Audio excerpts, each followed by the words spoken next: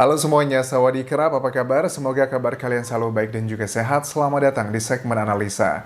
Hari ini kita mendapatkan kabar bahagia di mana tim penyidik dari Polda Jawa Barat sudah menangkap ada 3 atau 4 pelaku dari kasus yang awalnya adalah tabrakan, kemudian malah berujung nih sepertinya akan menjadi pembunuhan berencana.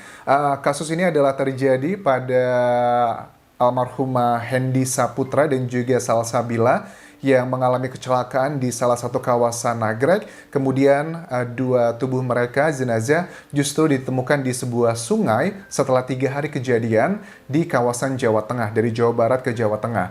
Nah, di video kali ini kita akan bahas adalah beberapa fakta yang sudah dikumpulkan dari sejumlah media massa. Ini pertama adalah dari Dr. Hastri. Dr. Hastri merupakan salah satu tim yang melakukan otopsi dari kedua korban. Kalau aku tangkap di sini dari wawancara beliau di TV One, Dr. Hastri melakukan otopsi untuk almarhumah Salsabila, sementara untuk almarhum dari Hendy Saputra itu dilakukan oleh rekan lainnya. Tapi sudah disiapkan data-datanya apa saja bisa kita bahas di sini.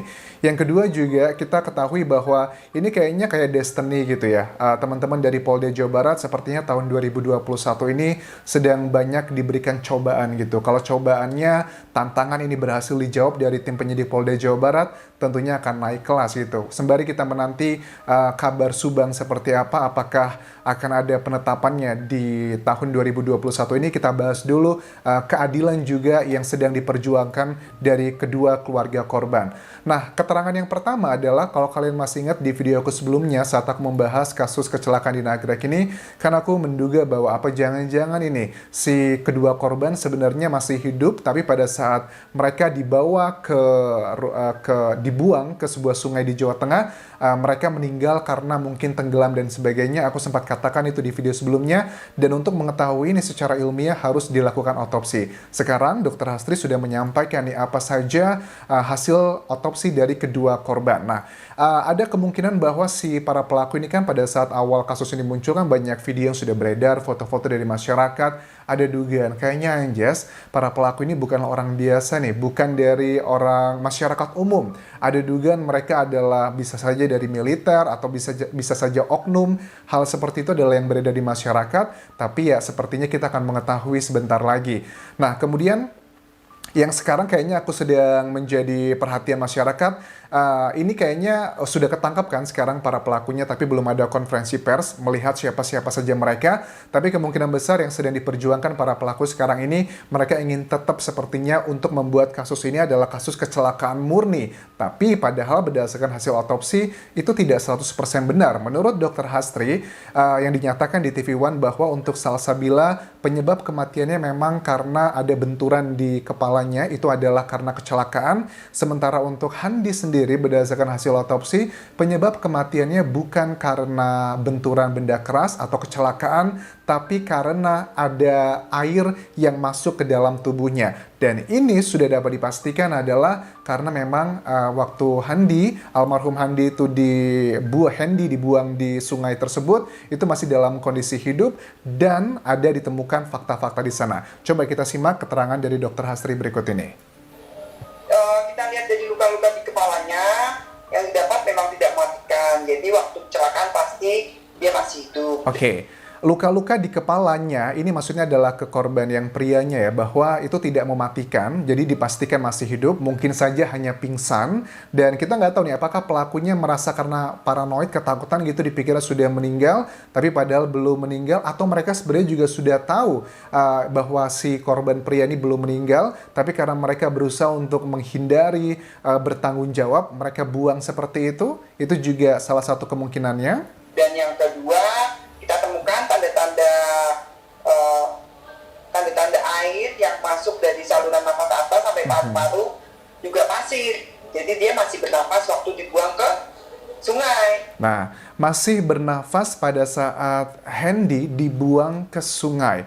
Sementara kalau untuk Salsabila memang dari tubuh hasil otopsi dinyatakan bahwa tidak ada tanda-tanda bahwa dia masih hidup pada saat dibuang ke sungai tersebut, berbeda dengan Hendy. Ini aku pasti bisa membayangkan keluarga dari Hendy pastilah sangat marah sekali dengan kelakuan ketiga atau keempat dari para pelaku yang sangat biadab ini. Sebenarnya kalau para pelaku itu bertanggung jawab gitu kan, ya namanya juga musibah, kita tidak bisa menghindari kan ya. Tapi kalau reaksinya seperti ini jelas, bahkan ada dugaan bahwa ini termasuk dalam pasal pembunuhan berencana. Kenapa kok masuknya bisa ke pasal pembunuhan berencana, Anjas? Kalau Hendy ini memang hasil otopsi adalah ilmiah kan ya, bahwa memang dia masih hidup pada saat terjadi kecelakaan dan penyebab meninggalnya itu bukan karena benturan, tapi karena air yang masuk ke dalam paru-paru. Itu adalah yang ilmiah kita dapatkan di sini. Ya, ini juga bisa menjadi pembunuhan berencana karena logikanya begini ya, pada saat si 3 atau 4 pelaku tersebut membawa, awalnya adalah bilangnya ke rumah sakit, tapi ternyata sepanjang perjalanan di mobil tersebut mungkin 3 orang atau 4 orang ini ngobrol nih. Gimana nih, kita bawa ke rumah sakit atau enggak? Udahlah kita buang aja, atau perdebatan seperti apa, walaupun pasti ada apa ya, ada perannya masing-masing di antara 3 atau 4 orang ini tersebut, tapi ini sudah termasuk menurut aku dalam pembunuhan berencana begitu, karena mereka sudah merencanakan, walaupun merencanakannya dari sesuatu hal yang sifatnya kecelakaan, tidak sengaja mungkin, ya pastilah kecelakaan pasti tidak sengaja, tapi tentunya yang menjadi concern sekarang adalah responnya begitu. Mungkin akan masuk ke dalam pasal pembunuhan berencana kalau ditemukan pada saat pemeriksaan nanti hal-hal yang mendukung bahwa mereka sudah merencanakan pada saat di dalam mobil, pada saat mereka klaimnya akan membawa ke rumah sakit. Itu menurut aku sekarang sudah diperjuangkan para orang-orang ini. Menurut aku mereka bukan orang biasa aja. Kenapa aku bisa berkata mereka bukan orang biasa? Karena dari hasil temuan kita ketahui bahwa nomor polisi dari pengendara mobil ini kan sudah diketahui. Tapi dalam waktu tidak sampai 7 hari atau 8 hari, mereka sudah berhasil balik nama. Setahu aku ya, di Indonesia tuh untuk mengurus hal-hal yang balik nama atau hal-hal yang sifatnya administrasi itu bisa memakan waktu bulanan. Walaupun memang benar, aku sudah cek di Google, untuk balik nama secara aturan tuh kita bisa melakukannya dalam waktu 5 hari, seminggu kurang lebih. Tapi kan kita tahu ya, untuk mendapatkan hal yang selancar itu agak tidak semua orang memiliki privilege seperti itu. Dan aku menduga bahwa 3 atau 4 pelaku ini kemungkinan besar lah bukan orang-orang yang biasa aja. Mereka bukan sekedar rakyat jelata. Nah, ini menjadi salah satu PR nih bagi tim penyidik nanti di Polda Jawa Barat untuk tahapan berikutnya. Apakah hukumannya ini akan pantas, setimpal gitu. Karena kalau sudah masuknya ke pasal pembunuhan berencana, ya tergantung tergantung playing role-nya seperti apa, mereka bisa maksimal adalah hukumannya seumur hidup seperti itu. Lanjut lagi apa yang dikatakan Dr. Hastri? Sedangkan lambung masih ada sisa makanan. Kecuali kalau dibuang sudah meninggal ya, itu benda-benda asing air pasti tidak ada.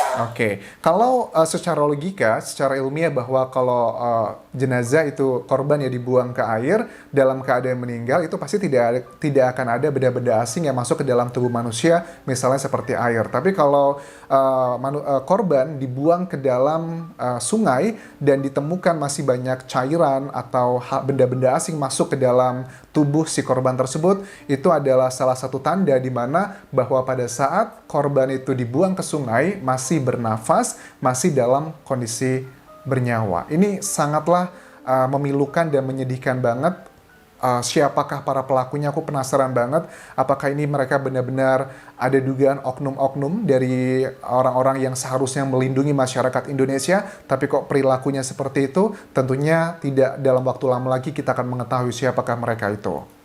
Dan pasti kalau ada pun, misalnya busuk bisa semuanya kena air sampai saluran pencernaan. Ini masih ada sisa makanan seperti itu. Bu, kita ingin konfirmasi. Oke, jadi itu adalah penjelasan secara ilmiah bagaimana Dr. Hastri mengatakan bahwa Hendy itu masih hidup pada saat dibuang ke sungai, sementara Salsabila memang sudah meninggal pada saat dibuang ke sungai. Jadi dugaan awal-awal pada saat aku bahas kasus ini mungkin sekitar 4 hari yang lalu ya, itu kan memang ada banyak yang menduga bahwa masyarakat menyatakan bahwa saksi di sana Salsabila kemungkinan besar sudah meninggal karena pada saat dilihat dikeluarkan dari kolong mobil yang terjadi kecelakaan yang menabraknya itu kan Salsabila sudah tidak bergerak lagi dan banyak yang menduga bahwa Salsabila telah meninggal dan ini memang dikonfirmasi dengan hasil otopsi. Sementara untuk Handi sendiri, banyak yang melihat juga di lokasi kejadian karena kecelakaannya sekitar 3:30 sore. Jadi masih banyak warga yang melihat memang Handi waktu itu dinilai masih hidup karena ada gerakan-gerakan yang terlihat pada saat Handi itu diselamatkan. Dikonfirmasi dengan keterangan dari otopsi juga yang menyatakan bahwa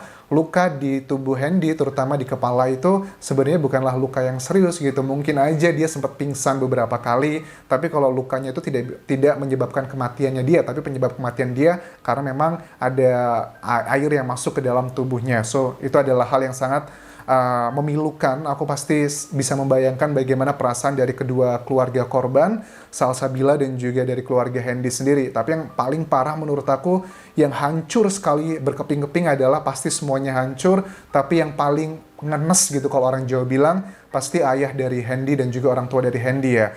Seandainya nih para pelaku itu mau bertanggung jawab begitu kan ya, pasti nyawa Handi itu masih bisa terselamatkan sekarang. Terlepas dari sebagian orang yang bilang bahwa anjes yang namanya mati, hidup itu adalah takdir, betul. Tapi kalau udah begini, ya jangan bawa-bawa takdir lah ya. Karena kalau semua permasalahan diselesaikan dengan takdir, ya kelar gitu. Nggak ada apa fungsinya hukum begitu.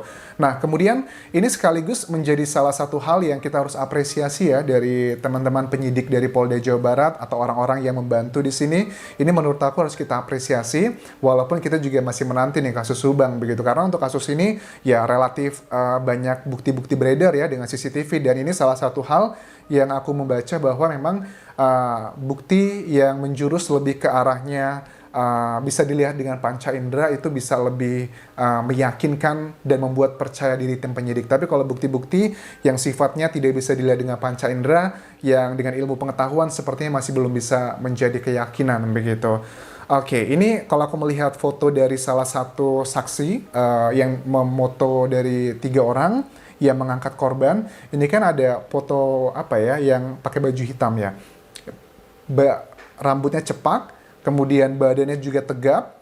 Ya, ini dugaannya adalah mereka, bisa aja mereka adalah dugaannya oknum-oknum, bisa anggota militer, atau kepolisian, atau mungkin juga satpam, atau hal yang lainnya. Ini adalah masih dugaan teman-teman di media massa, tapi aku yakin sebentar lagi kita akan mengetahui apakah profesi dari ketiga orang ini. Awalnya sebenarnya kalau ini murni kecelakaan, mungkin yang akan kena pasal hanya 1 orang aja. Dan itu pun pasalnya kalau aku nggak salah ya, kalau untuk kecelakaan yang sampai menyebabkan orang meninggal pun ya bisa 1 tahun, 5 tahun, atau maksimal juga mungkin 10 tahun kan ya. Kan ini sifatnya adalah kecelakaan. Tapi kalau sekarang ini dengan kasus yang sudah menjurusnya ke pembunuhan berencana, ini bisa nggak cuma 1 orang yang kena, tapi 3 atau 4 orang yang berada di mobil tersebut, tergantung dengan perannya masing-masing. Ya sekali lagi, ada dugaan ini akan masuknya ke jatuhnya adalah ke pasal pembunuhan berencana, karena rencananya kan mereka sudah melakukan perencanaan di dalam mobil tersebut. Ini kita nantikan seperti apa. Apakah tim penyidik, kepolisian atau pengadilan akan menjatuhkan pasal hanya murni kecelakaan saja, ataukah masuk ke dalam pembunuhan berencana. Tapi kalau kalian tanya secara opini pribadi, bagi aku ini harusnya masuknya adalah ke pembunuhan berencana plus juga dengan kecelakaan. Jadi pasalnya berlapis. Dan ini menjadi salah satu contoh yang tidak baik ya. Apalagi kalau dugaan dari masyarakat bahwa mereka ini adalah oknum, kalau ini terbukti harusnya jauh lebih diberikan hukuman yang lebih berat. Karena ini menciderai gitu kan ya. Harusnya melindungi masyarakat, tapi kok malah memiliki perilaku yang sangat tidak bertanggung jawab dan juga keji seperti ini. Mereka ini manusia, bukan hewan begitu. Jadi kita nantikan kelanjutannya seperti apa. Kita terus kawal agar sudah ditangkap, tapi setelah ditangkap juga kita harus kawal hukumannya seperti apa. Jangan hanya hukum itu tumpul ke atas tapi tajam ke bawah. Kita tidak mau melihat seperti itu.